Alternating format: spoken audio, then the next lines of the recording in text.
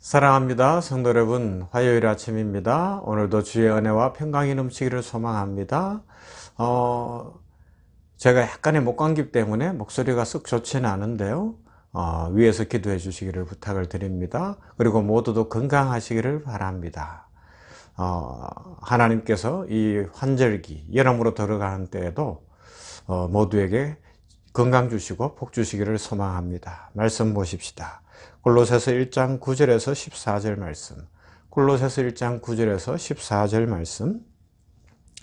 이로써 우리도 듣던 날부터 너희를 위하여 기도하기를 그치지 아니하고 구하노니 너희로 하여금 모든 신령한 지혜와 총명에 하나님의 뜻을 아는 것으로 채우게 하시고 주께 합당하게 행하여 범사에 기쁘시게 하고 모든 선한 일에 열매를 맺게 하시며 하나님을 아는 것에 자라게 하시고 그의 영광의 힘을 따라 모든 능력으로 능하게 하시며 기쁨으로 모든 견딤과 오래 참음에 이르게 하시고 우리로 하여금 빛 가운데서 성도의 기업의 부분을 얻기에 합당하게 하신 아버지께 감사하게 하시기를 원하노라.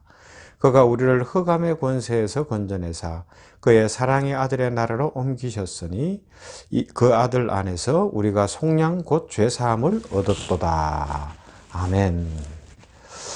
다시 오늘 말씀 9절을 보면 이로써 우리도 듣던 날부터 너희를 위하여 기도하기를 그치지 아니하고 구하노니 그렇게 9절이 시작되어지고 있어요. 사도 바울은 참 기도를 많이 했던 것 같아요. 특별히 그리고 중보기도, 대신하는 기도다라고도 쓰기도 하는데 오늘 보면 너희를 위하여 기도하기를 그치지 아니하고 구하노니라는 표현 속에서 위하여 기도라고 해도 될 것 같아요. 다른 사람을 위하여 해주는 기도, 다른 사람을 위하는 기도. 우리 성도들에게는 이 삶이 참 중요합니다. 위하여 기도. 중보라는 표현은 사실 한자적이지만 예수 그리스도가 우리의 중보자가 되시는데 우리가 중보까지 그러려면 내 목숨을 내놓고 예수님처럼 십자가를 지고 우리를 다시 살리는 그런 역사가 중보자거든요.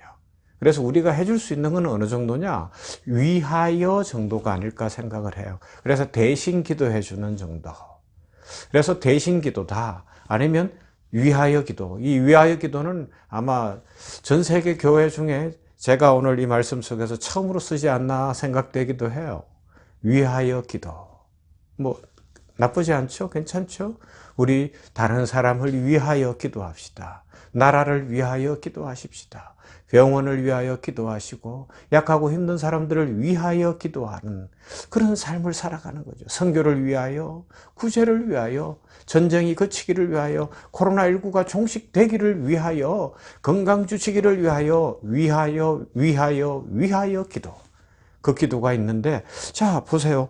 사도는 또 기도하고 있어요. 그의 일생은 기도의 일생이라고 해도 과언이 아닐 것입니다. 기도가 무엇입니까? 주님과 나와의 만남입니다. 교제이고 대화입니다. 그죠?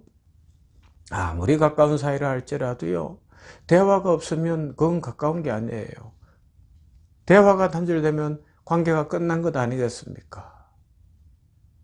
우리가 학교 다닐 때 친했던 사이라도 거리가 멀어지고 직장이 달라지고 사는 것이 달라지다 보면 대화하지 못하면 그냥 마음은 있는데 어쩌다가 몇 년에 한 번 얼굴 볼까 말까. 그래서 우리는 참 좋은 친구야 라고는 이야기하는데 이게 만나지 못하는 친구인데 우리 주님과 그러면 안 되잖아요. 우리 주님과 내가 좋은 친구야. 그런데 1년이 가도 2년이 가도 만남이 없으면 안 되지 않겠어요? 매일 대화하는 진짜 좋은 친구, 좋은 관계. 그래서 주님의 축복을 날마다 오롯이 받아 누릴 수 있는 그런 삶을 살아가야 할 것입니다. 그래서 오늘은 이 말씀 속에서 위하여 기도를 위하여 이 기도에 대해서 기본적인 내용들 다시 복습하십시다. 기도의 요소들이 있죠. 가장 중요한 이 4가지가 있는데 예수님의 이름으로 기도합니다 빼고 4가지를 생각해 볼 수 있는데 첫째가 뭐예요? 경배와 찬양입니다. 기도를 시작할 때 하나님 이것 주세요 저것 주세요 내 필요만 먼저 이야기하는 것이 아니라 하나님을 생각하며 경배하는 겁니다. 시편을 보면 여호와 우리 주여 주의 이름이 온 땅에 어찌 그리 아름다운지요. 내 영혼아 여호와를 찬양하라. 내 속에 있는 모든 것들아 여호와를 찬양하라. 내 영혼아 여호와를 송축하며 그 모든 은택을 잊지 말지어다. 그렇게 여호와를 높이는, 그래서 나에게 베푸신 은혜, 또 성경 말씀에서 깨달아진 은혜를 통하여 여호와의 이름을 높이는 것이 가장 중요한 기도의 요소, 시작하는 요소가 되는 거예요. 하나님, 오늘도 하나님의 이름이 높아지기를 원합니다. 하나님께서 영광 받으시기를 원합니다. 그리고 그 하나님의 높으심을 찬양하다 보면 어떻게 돼요? 회개가 나옵니다. 자신을 돌아보게 되는 겁니다. 사람이 무엇이기에 주께서 저를 생각하시며 인자가 무엇이기에 주께서 저를 돌보시나이까. 하나님, 나 같은 죄인이 무엇이기에 나를 생각하시고 나에게 은혜를 주셨습니까? 이런 은혜를 주심에도 불구하고 오늘도 어제도 또 죄를 지었네요. 주여 용서해 주시기를 원합니다. 마음의 원한을 풀지를 못합니다. 맺힌 것을 풀어내지를 못합니다. 걱정과 염려와 불안의 노예가 되어 있습니다. 이 세상의 욕심과 탐욕 때문에 견딜 수가 없습니다. 연약합니다. 부족합니다. 주여 용서하여 주시옵시고 말씀 붙들고 살고 진리 따라 살고 예수님 닮아가게 하여 주시옵소서. 우리는 죄인입니다. 그런데 이 죄인이 구약시대로 하면 하나님 앞에 들어갈 길이 없잖아요. 심지어는 구약의 제사법에 대제사장이라 할지라도 1년에 한 번 지성소에 들어갈 때는 허리에 끈을 묶고 거기에 이 제사장이 입는 옷의 의복에 맨 밑에는 방울이 달려 있는 거예요. 제사를 하나님 앞에 이 집례할 때마다 사람이 움직이니까 딸랑딸랑 방울 소리가 나야 되는 거예요. 그러다가 방울 소리가 들리지 않으면 무슨 일이 나는 거예요? 바깥에 있는 사람들이 긴장하게 되는 거죠. 그런데도 한참 동안 그렇지 않으면 허리에 묶어놓은 끈을 당겨보면 이 사람이 죄를 회개하지 않았다면, 죄가 발견되어지면 그 속에서 죽임을 당하는 일이 일어난다는 겁니다. 그런데 지금 우리는 어때요? 예수 그리스도의 보혈로 말미암아 십자가 대속으로 말미암아 성소의 휘장이 찢어지고 열렸습니다. 할렐루야. 그래서 우리는 하나님 앞에 죄인이지만 들어갑니다. 그런데 그냥 들어가면 안 되죠. 회개하고 들어가는 겁니다. 날마다 회개하는 겁니다. 아침에 일어나서 씻습니다. 머리도 감고 세수합니다. 샤워를 할 수도 있습니다. 저녁에 들어오면요, 또 씻었었지만 또다시 씻잖아요. 왜요? 하루 종일 일하면서 땀도 흘리고 먼지도 묻고 여러 가지 피곤도 풀어야 되는 요소도 있죠. 하지만 때가 다시 타기 때문에 씻어야 되는 거예요. 반복적으로 씻어야 되는 겁니다. 그래요. 이것이 우리의 삶이듯이 우리들도 회개하는 삶, 죄를 씻는 삶을 살아가는 거죠. 그리고 이제 네 번째가 뭐예요?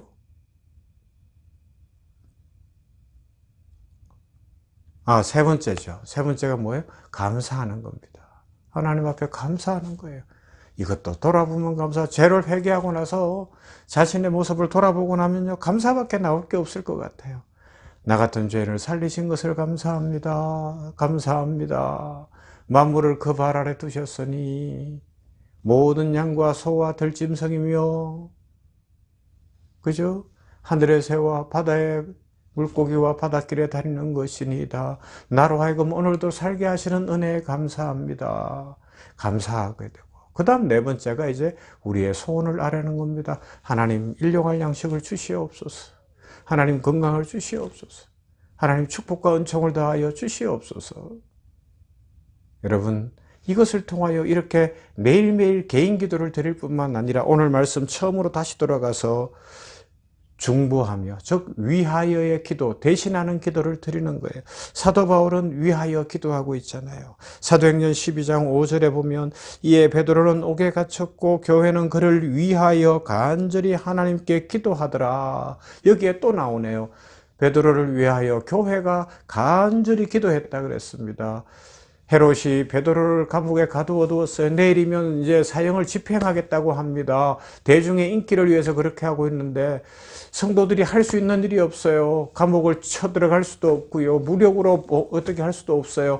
단지 베드로를 위하여 밤새도록 교회가 기도한 줄로 믿습니다.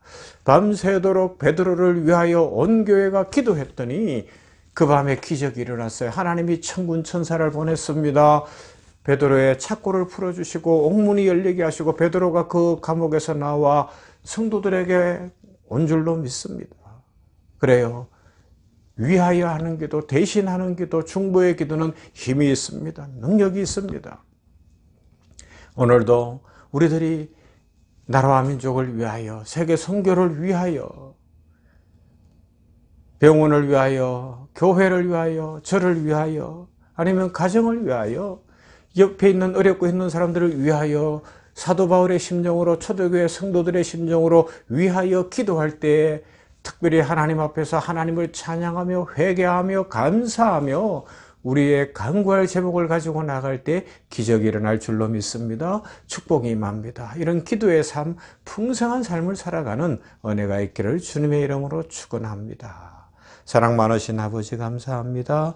은혜 더하여 주시옵소서. 세임 더하여 주시옵소서. 사도 바울은 참 삶이 기도의 삶이었던 것을 봅니다. 교회를 위하여 기도하는 삶.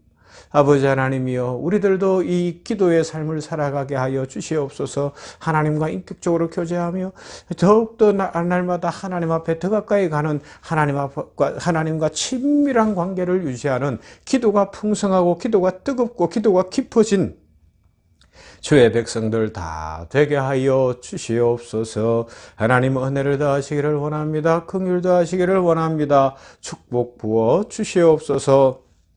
여호와를 송축하며 회개하며 감사하며 우리의 간구할 것으로 간구하며 초대교회 예루살렘 교회가 감옥에 갇힌 베드로를 위하여 기도했더니 그 밤에 기적이 일어난 것처럼 우리들이 나라와 민족과 세계 선교와 교회와 병원과 이웃과 가족과 여러 사람들을 위하여 기도할 때에 하나님의 역사가 일어날 줄로 믿습니다. 이 기도의 삶을 살아가는 복되고 아름다운 주의 백성들 되며 날마다 응답과 축복을 누리게 하여 주시옵소서. 예수님 이름으로 기도하옵나이다. 아멘. 찬송합시다. 오늘은 183장 빈들의 마른 풀같이.